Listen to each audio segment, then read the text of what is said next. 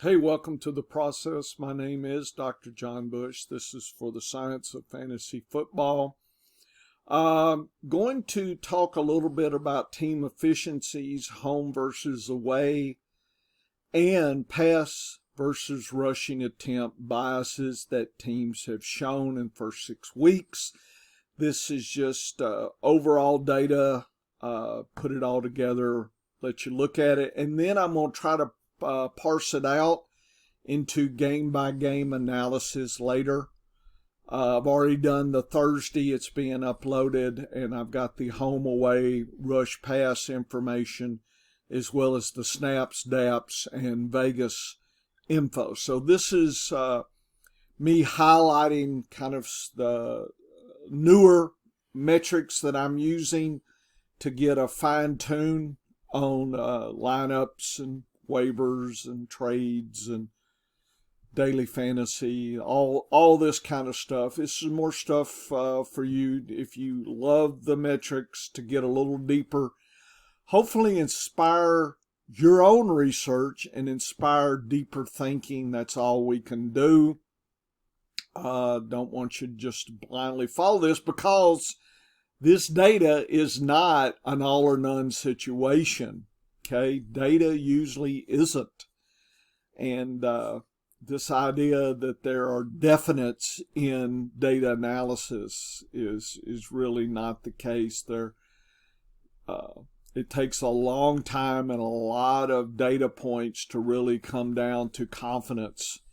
And people, as human biases, we jump too quick and take very little information to call it a day on a conclusion. And you should delay your decisions for as long as possible and try to dig up more information, and not just information that supports what you're doing, but just information in general that may or may not support any conclusions. So you've got to fight a lot of biases as well. So this is just me bringing in and updating team tendencies, let's just call it that, and we'll go from there, and I'll explain where I'm going.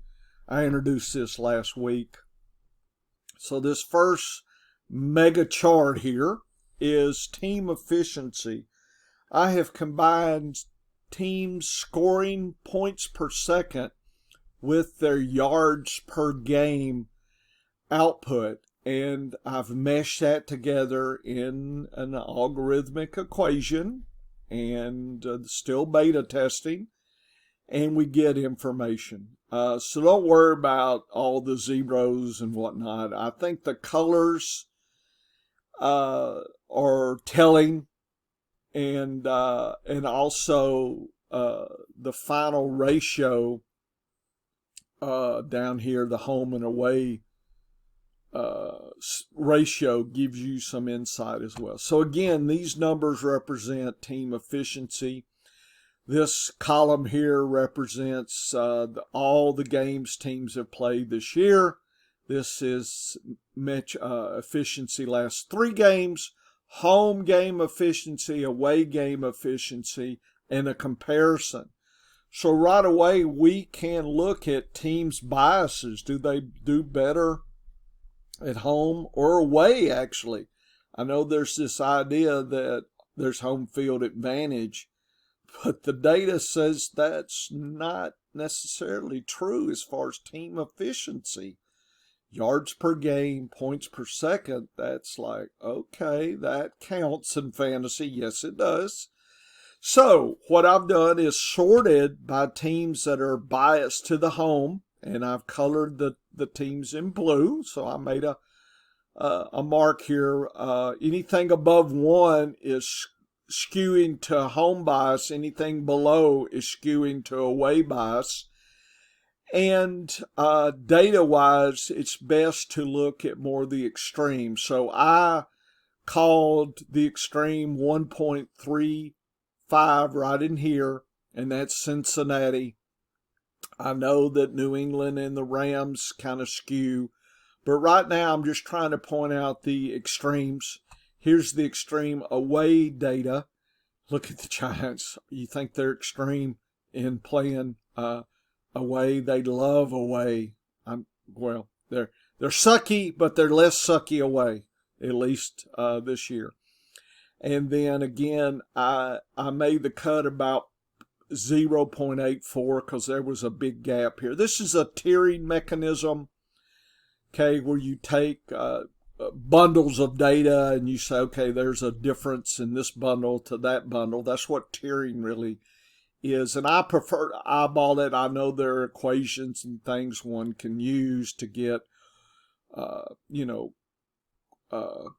percentage differences. There's a lot of ways to cut this, but I prefer a little bit more simple rule of thumb ways.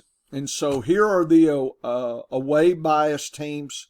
These are the home bias. So right away, hope it's obvious that we can look this week who's playing at home, who's playing away, and see, does that give us any good feelings or not about a team situation. So maybe you're thinking, that third wide receiver. Well, if the team is in an advantageous home or away split, maybe, you can dig deeper into that choice. And it also warns you, if a team loves to be at home and they're away, that can maybe, put the brakes on a little bit on some extreme choices. Again, we're probably talking flex and other kinds of very subtle changes and decisions. You don't, get rid of stud players, right, based on this. Okay, they're studs for a reason, and it usually means they play through any kind of, they play above the team's own biases, right? That's what we want to think about that. Not every time, but the tendency is there. So I've got a lot of data, but I think I broke it down to kind of a home and away. I mean, that's really, if you don't want to look at the data here, you can just call this a day. And you can see where I made the cuts or the tier breaks here. And maybe you think it should go further down, whatever. The data is yours to do as you will. Here is the home away split efficiencies. And Arizona, Atlanta, Miami, Seattle, Detroit, Philadelphia, Pittsburgh, Cincinnati are all home-loving. Away-loving teams are Vegas, New Orleans, Houston, Tampa Bay, Green Bay, Chicago, Washington, Minnesota, and the Giants especially here. So I just wanted to show, it's a pretty bar graph, right? So it's colorful. So, hey, I like that. So if this, if you're a visual person, this can show you that where I picked tiers has some logistics to it, right? I just didn't flip a coin. You can kind of see the tiering effect in data. So if you're making tiers in general, if you plot it like on a bar graph, I think tiers will jump out to you, and just use common sense, okay? Here it is. And this is something else that I give you, some bonus information. I also looked at teams, their last 3 games versus the entire season, with the question, have they improved in overall efficiency or not recently? So what have they been doing recently in their efficiency? So they've been getting a better or worse? So think about injuries. Think about, players coming and going, pecking orders changing, all that. This kind of metric will catch what teams are really getting hot or not, especially closer to the playoffs, right? So we can see teams that are hot and teams that are not. And I give a simple ratio of comparison, recent games to the whole season. Anything above 1 is an improvement. Anything below 1 is a decline. And again, we're talking tier situations. And you can see in purple, I've called Detroit the last recent improving team right here. So I've got Minnesota, Jacksonville, San Francisco, Buffalo, Denver, Washington, and Detroit. I call them the recent improvers. The recent decliners, Indianapolis, Seattle, Philadelphia, New England, Arizona, Atlanta, Green Bay, and the Giants are all declining in recent 3 games. So how do you use this metric? I think, again, it adds weight to your decision. Do I use players from the improving teams or the declining teams? Well, I think that's pretty obvious that you should be looking in your deep flexes and deep situations to, play to a team's recent strengths versus worrying about their recent inefficiencies, right? And so this data can point out those extremes and allow you, again, to pick. Again, these static images will be available on Science of Fantasy, so I don't know if you're listening to it today. You can, check it Saturday. At least you can always rehear me talking about that. But anyway, the tiers are pretty clear to me, and I made the breaks accordingly. Okay, so there's that group of information. I also have looked at how teams have been distributing their rushing and passing attempts. And so this metric here, anything positive is above league average. Anything negative is below the league average. So I like to compare big aspects of a team. How does it look according to everybody else? And this is sorted by scaled passing. So the teams in blue tend to pass more than rush. Okay, some teams do, are good at rushing and passing, but this is skewed to the passing more than the rushing. And the orange teams skew the opposite. They skew rushing over passing.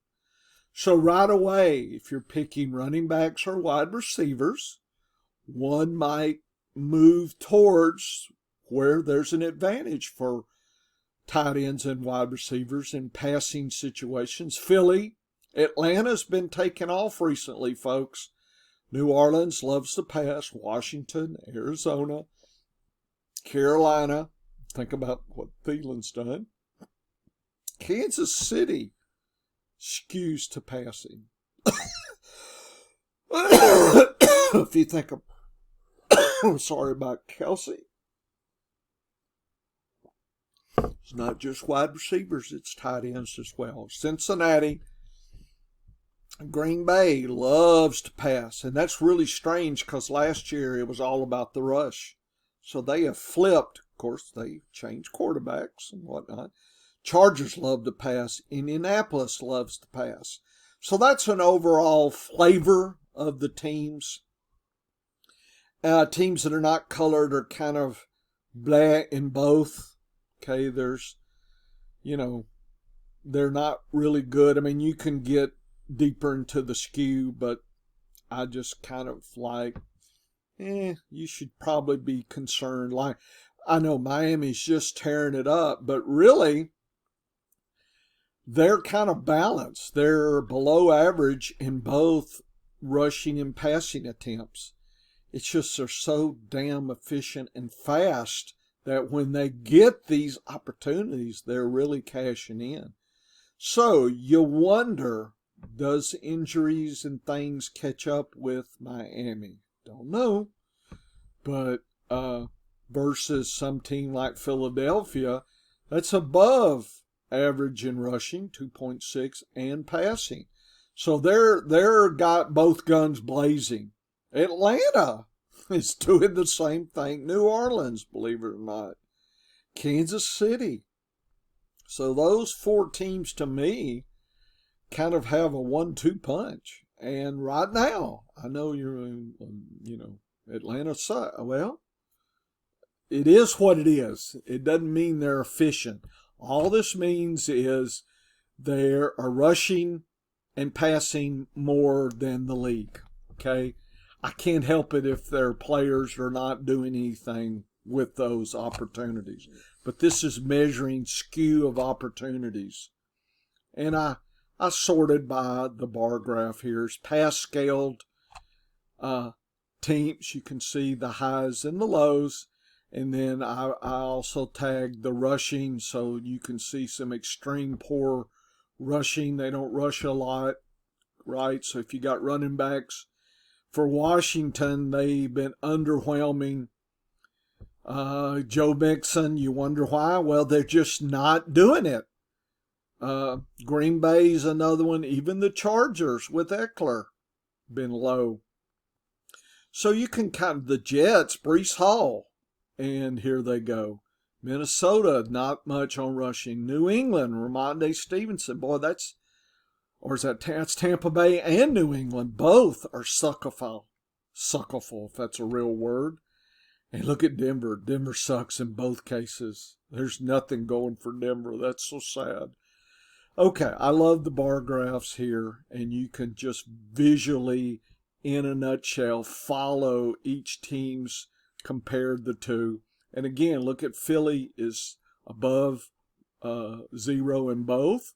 Atlanta, New Orleans, Kansas City, and actually Indianapolis is above both. So, and you can see other teams are skewed one way or the other, right? Or some teams like Denver and San Francisco suck. Beware of San Francisco, folks, without CMC. Okay. I also wanted to get deeper into the home-away rushing and passing attempts. I wanted to see what teams were doing at home versus away. Was there any skew? So I end up 4 different flavors of teams. Teams that kind of have an olive green with a yellow words are above average in home and for rushing and passing.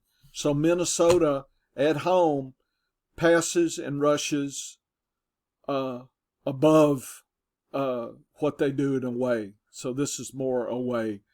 So this is home versus. So shh. Shh. Be good. Be good. Okay. So let me kind of start over here. 4 different flavors. Home versus away splits on rushing and passing. The olive teams with yellow writing are rushing and passing much better at home versus away. Let's say that.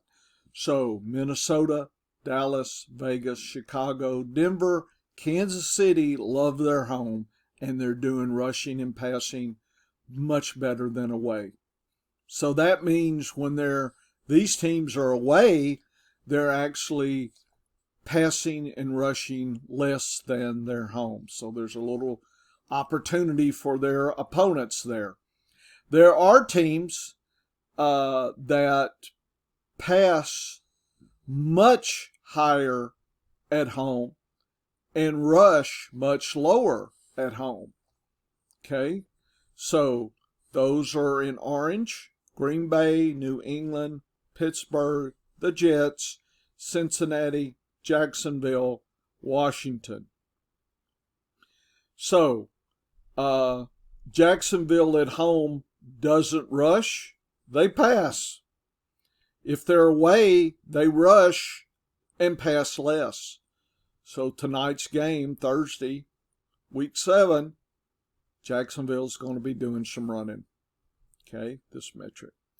Okay, there are teams like San Francisco that at home rush more, pass less. Okay, that may have been kind of a, should have colored San Francisco olive green. But anyway, there it is. Atlanta loves to rush at home. Tennessee, the Giants, believe it or not. Miami rushes at home. Buffalo rushes at home. Philadelphia, Chargers, Atlanta, all rush at home much more than away. So they pass less, rush more. So right away, you could write in your notes for each game this week kind of a plus or minus for rush and pass. You can do a plus or minus using this data if you want to do that. I try to present this data as well in my game analysis. Here is the attempts. You can, and this may be a little busy here for this situation. So, okay, this is probably too much. Okay, this is probably better to look at. So remember, you got to understand what this is telling you. Home and away, splits, rushing.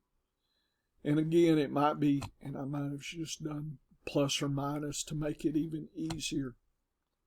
Okay. Recently, taking the home and away out, just recently, how have teams been doing the last 3 games as far as rushing or passing? Okay, we got 3 flavors. In orange, they have been passing a lot recently. Okay, so Arizona, Atlanta, Philly, Green Bay, Washington, Jets, New Orleans have been passing a lot more recently. In blue, teams have been rushing a lot more recently. Vegas, the Giants, Seattle, Chicago, Carolina, Jacksonville, Philly, Pittsburgh, Houston, Minnesota. The other teams are kind of not really, maybe declining or, just nothing skewed. Okay. So again, plus or minuses might help you out this way.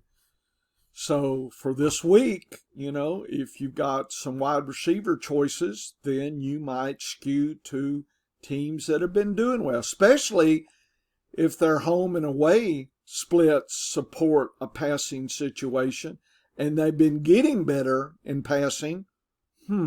Seems to be kind of doubling up on you to use some deeper wide receivers. And then here are just the metrics here of how, so these teams have been doing better in passing versus worse. These teams above in the red have been doing better in rushing versus below have been doing worse in rushing. So you can kind of figure out, look at Dallas been doing worse in both here recently. That sucks. Even Buffalo, Tampa Bay, Kansas City's been a little bit skewed. A little bit passing less, rushing a little more, but really nothing here. And so you can, this having below and above a 0 on these bar graphs, I think shows the data better for you here. But again, you could do a simple plus or minus situation there. So this is my new efficiency information. Home away splits, passing and rushing skews in home and away versus recently. So I think all that kind of can add to your data regimen, how you make a decision. Your decision trees, as Dennis talks about. So I think this can help you this week or every week. And I'll try to update this from now on. And so you'll have this overall league information. So I think it's pretty valuable and definitely use it. Now, the reason it's good for me because I have to do this data, so a lot of this sticks. So I got fingertip knowledge And that's good. You know, for you guys, you're going to have to study it. Yep, got to have a little homework. Professor gives you homework here to get this. But I think you can do some easy cut downs, rule of thumbs on some of this data, even though I showed you, you know, lots of numbers and graphs and whatnot. Hey, I'm a data nerd. What do you expect? Okay, good luck to the week 7.